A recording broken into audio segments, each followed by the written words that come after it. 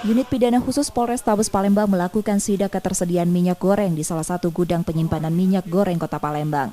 Polisi memastikan ketersediaan minyak goreng di Palembang masih aman dari kelangkaan, mulai dari distributor hingga agen di lapangan untuk Kota Palembang masih terpenuhi.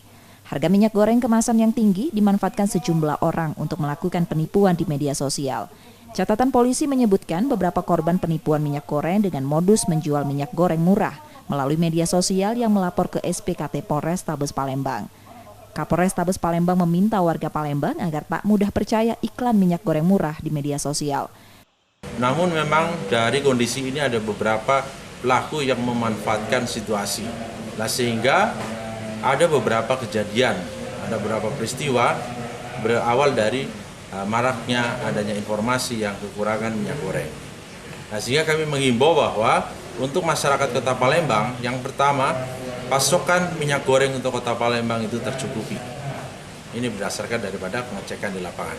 Kemudian yang kedua, hati-hati dengan perilaku atau pelaku dari para pelaku tindak pidana yang menggunakan manfaat ini untuk melakukan penipuan, baik melalui dunia maya, baik melalui media sosial. Ini mohon untuk masyarakat Kota Palembang jangan sampai tertipu dengan adanya pemanfaatan situasi ini. Sementara polisi masih memburu tersangka penipuan minyak goreng murah yang belum tertangkap.